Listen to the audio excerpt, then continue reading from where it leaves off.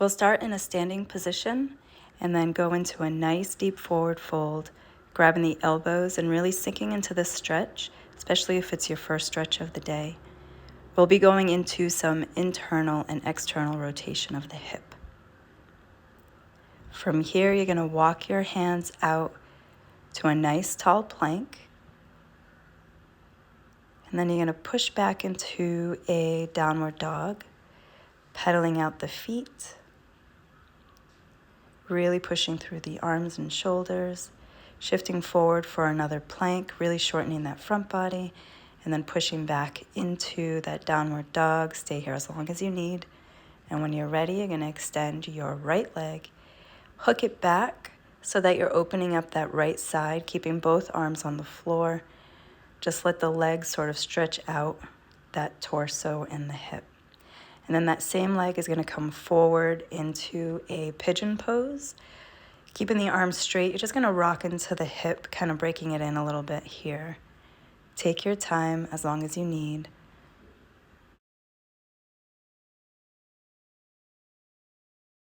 When you're ready, you'll sit on the floor and then bring that back leg forward a little bit so you're in a 90-90 position. And you're going to hinge forward and back, working that internal and external rotation of the hips. Take your time and follow your breath.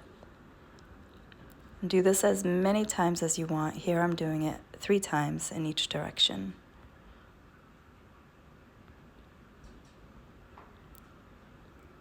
From here, we're going to work on internal rotation of that back leg. So you're basically just lifting the foot off the floor as high as you can go without shifting any other part of your form or posture. So taking your time and just lifting the foot, keeping the foot flexed a little bit tends to help. Posture nice and tall. And when you've done about 10 of them, you're going to take your hands off the floor if you can and then swing that leg around and then bringing it back to that 90-90 position. This can be really challenging. If you need to keep your hands on the floor, you can. Lifting the knee off the floor, hovering that leg nice and straight if you can out in front of you, bringing it back without much assistance, really using the hips and the glutes to reposition that back leg. One more here, and then swinging it back. We're going to work on some 90-90 bridges, so tucking that front foot in a little bit, and then bridging up off the floor. So lifting the hips off the floor, coming onto your knees, rocking in that 90-90 position. We have a couple more here, taking your time, keeping your posture tall.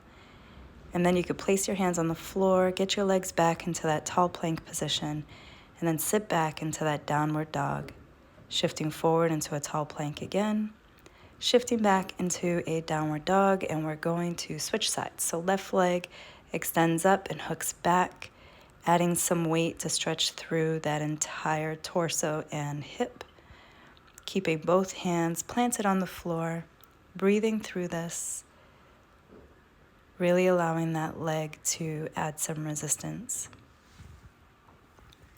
And now swinging it forward so you're in that pigeon position and rocking in this pigeon position, just kind of warming up the hip in various angles instead of just sitting into the pigeon pose, but if that's what feels best for you, go for it. So just kind of rocking side to side a little bit, really working our way into the hip. And now you can settle into that hip and pull that back knee up a little bit so that you're in 90-90. And here we'll rock forward and back about 3 times. So trying to keep that back knee on the floor when you're reaching back. So we have an external for the front and an internal for the back. Taking your time. If the 90-90 is enough of a challenge, feel free to just sit in that 90-90 for a minute. From here, we'll go into that internal rotation of the back leg. So you're lifting the foot off the floor, taking your time, really focusing on the movement coming from the hip, keeping your posture tall and try not to jerk around too much. It doesn't really matter how high it comes up as long as you're lifting it. And now you'll take your hands off the floor if you can and then swing that back leg around, extending it out in front and then bringing it back to that 90-90 position. Taking your time, full extension in the front, Again, if you need to place your hands on the floor for support, go for it. You try not to lean too much to any one side to offset. You really want the hip to do the work here. And just taking your time, making sure you land that 90 position in the back. And now we'll tuck in that front foot just a little bit and we'll lift off the floor for our bridges. We'll go about 5 times here. Big squeeze through the glutes as you come up nice and tall onto your knees. One more here. And you'll place your hands onto the floor and go back into that tall plank position and then shifting back into down dog. Taking your time, pedaling out your feet, really pushing through the shoulders, feeling a nice stretch through the shoulders. Shifting forward into a tall plank. Back into down dog one more time.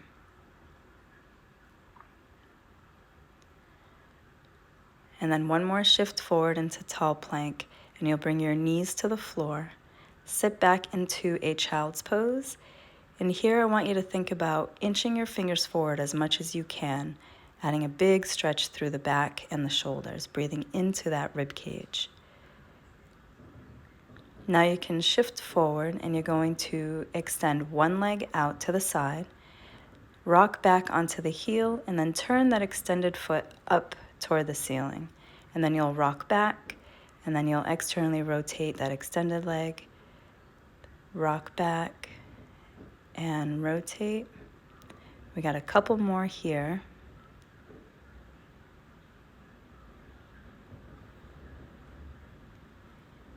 And then from here, we're going to lift that extended leg, circle it back, tap the toes down, lift, bring it back out to the side, not placing it down on the side. You're going to bring it back to that starting position, but in a hover. And we'll do this about 5 times, so about 5 taps. So here we're on 4, and we got one more. So we're hovering to the side and then tapping down and then bringing that knee down. And we'll switch sides. So the other leg can extend. You're going to rock back to that heel, back to over your arms, and you'll rotate that foot. And then hinge back, and then forward, and rotate. And you'll repeat this a few more times.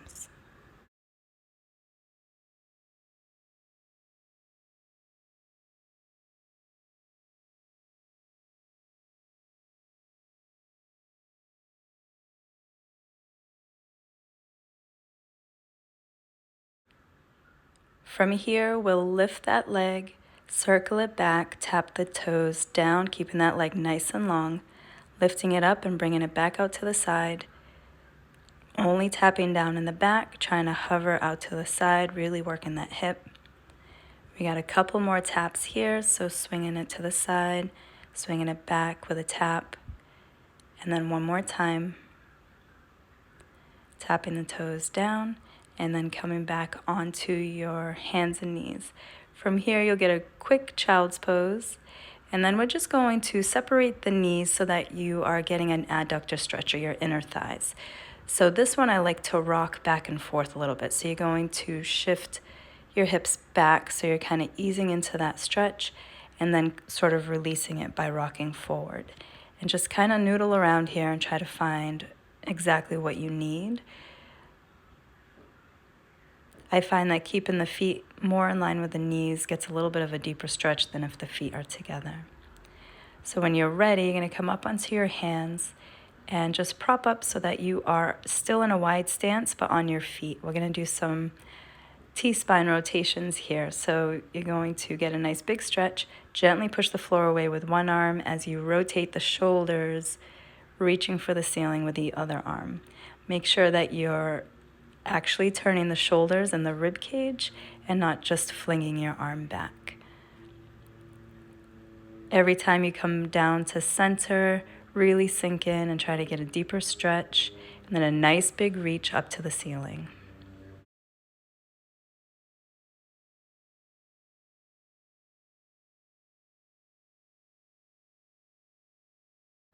From here, we'll do something similar that we did on our knees for our inner thighs. You're going to reach the fingers forward and then just kind of rock back, nudging into that stretch and then releasing by shifting forward again. Keep the fingers out far and rock back as far as you can. That shift should add a little bit more of a stretch to the hamstrings and the low back. And then from here, we will shift into a really low lateral squat, pushing that knee away, the bent knee away. And then take your time and try to bring the hips down to the floor. And then you'll take that bent leg and internally rotate it all the way down to the floor. Prop yourself back up so that you're in that lateral squat, and then we're going to shift sides. Dropping the hips, internally rotating that leg so the knee touches the floor if you can. Bring it back out wide. As you're coming up, think about pushing that bent knee out, not letting it cave in. Coming up and then shifting. If the sitting on the floor and that internal rotation is too much, you could just focus on getting deeper in that lateral squat and pushing that bent knee away, really opening up the hips. So here we're opening and closing, so to speak. But if getting down onto the floor is a little bit tricky, or you feel like you're landing a little too hard, you can either prop yourself up, use some tools if you have them, or skip that part.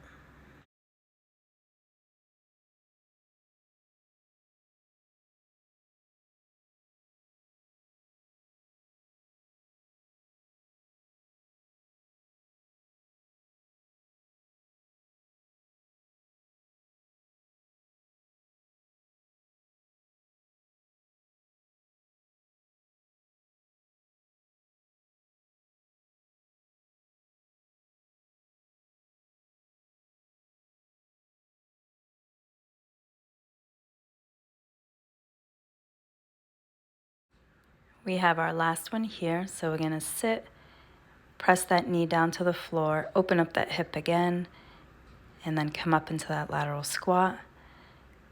And then from here, we're going to heel toe our feet closer together so we can get into a nice low squat sit, and we'll do the same thing here. So you're going to sort of release one leg from that squat sit, tap the knee down close to the toes of the other leg, and then sink back into that squat sit. So toes are forward, knees are wide, and when you're rotating, just release one leg, tap it down, and then check out your form, making sure that your toes stay forward and that you're sinking down into that nice low squat before switching. Take your time. This might feel really awkward at first, so taking your time, tapping down, and then getting back into that squat. Now raising the arms, coming up nice and tall, pushing the floor away, and then a nice big stretch to one side and then to the other.